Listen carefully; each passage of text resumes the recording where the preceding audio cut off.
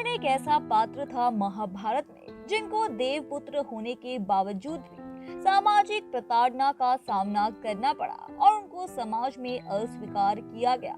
लेकिन कर्ण ने कुरुक्षेत्र में अपने भाइयों को छोड़कर कौरवों का साथ दिया था। कौरवों का साथ देने के बावजूद ऐसा क्या हुआ होगा जिसके कारण कृष्ण को कर्ण का अंतिम संस्कार करना पड़ा होगा। कुंती और सूर्य का पुत्र था कर्ण। कुंती ने कर्ण को अविवाहित होते हुए जन्म दिया था। एक रथ सारथी ने कर्ण का पालन किया था, जिसके कारण कर्ण सुत पुत्र कहा जाता था। अविवाहित माता से जन्म और रथ सारथी के पालन के कारण कर्ण को समाज में न तो सम्मान मिला और न अपना अधिकार।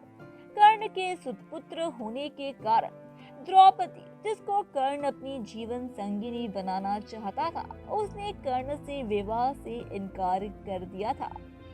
इन सब कारणों से ही कर्ण पांडवों से नफरत करता था और कुरुक्षेत्र युद्ध में कौरवों का साथ देता था। बर्बरिक भीम के पुत्र और घटोत्कच के पुत्र थे। बर्बरिक को एक बहादुर योद्धा माना जाता था, जिसने अपनी मां से युद्ध कला सीखी थी।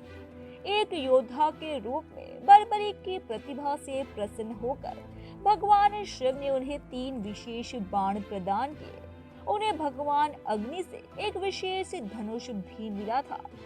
ऐसा कहा जाता है कि बर्बरिक इतना शक्तिशाली था कि उसके अनुसार महाभारत का युद्ध 1 मिनट में समाप्त हो सकता था। महाभारत में सिर्फ योद्धाओं की गाथाएं ही नहीं है, उनसे जुड़े श्राप, वरदान, आशीर्वाद में भी गहरे रहस्य समाये हुए हैं। पुरानी कथाओं के अनुसार महाभारत युद्ध शुरू होने से पहले से कृष्ण ने सभी योद्धाओं से पूछा था कि ये युद्ध अकेले समाप्त करने में सभी योद्धाओं को कितना समय लगेगा। इस पर भीष्म पितामह ने कहा उन्हें 20 दिन चाहिए, तो द्रोणाचार्य ने 25 मांगे, कर्ण ने 24, तो अर्जुन ने सर्वाधिक 28 दिन की मांग की। इन सभी के बीच बर्बरीक ने कहा उन्हें मात्र 1 मिनट ही चाहिए। वे भगवान शिव से मिले, अपने सिर्फ 3 बाणों के बल पर इस महायुद्ध पर विजय पताका फहरा देंगे। दरअसल बर्बरीक भीम के पुत्र और घटोत्कच के पुत्र थे। इन्हें युद्ध की कला की सीख अपनी मां से मिली थी। वे बचपन से बहादुर योद्धा थे। बर्बरी की तपस्या से खुश होकर भगवान शिव ने उन्हें 3 वरदान दिए। शिव जी ने बर्बरीक को बताया था कि उनका पहला तीर दुश्मनों को रक्त जैसी लालिमा से रंग डालेगा। दूसरे तीर से वे जिन्हें बचाना चाहेंगे उनके दुश्मनों का नाश कर देंगे, जबकि तीसरा और अंतिम तीर उन सभी चीजों को नष्ट कर देगा जिन्हें पहले तीर से रंगा गया है, या फिर वह सभी चीजें जिन्हें रंगा नहीं गया।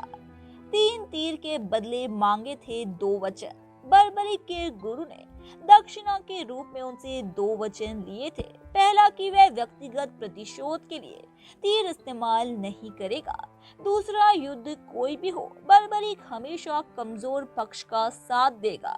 यही कारण था कि युद्ध शुरू होने से पहले दोनों सेनाओं के मध्य पीपल के पेड़ के नीचे खड़े होकर बर्बरीक ने घोषणा की कि वह पहले से किसी पक्ष का साथ नहीं देगा।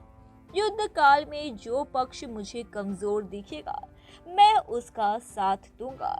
श्री कृष्ण को पता था कि बर्बरीक क्षण मात्र में युद्ध खत्म कर देगा। ऐसे में उन्होंने मनु के भेष में जाकर उसे दान में उसका शीश मांग दिया। लेकिन युद्ध देखने की इच्छा जताए जाने पर सबसे ऊंची पहाड़ी पर सिर रख दिया था, जहां से बर्बरीक ने पूरा युद्ध देखा।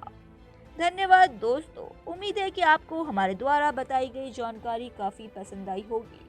इसलिए ऐसे ही रोचक तथ्यों और रहस्यों को जानते रहने के लिए हमारे चैनल को सब्सक्राइब करें, अपनी प्रतिक्रिया कमेंट बॉक्स में दें, उसे लाइक करें और अपने दोस्तों और रिश्तेदारों को भी इस जानकारी से रूबरू कराने के लिए हमारे इस चैनल को ज़्यादा से ज़्यादा शेयर करें।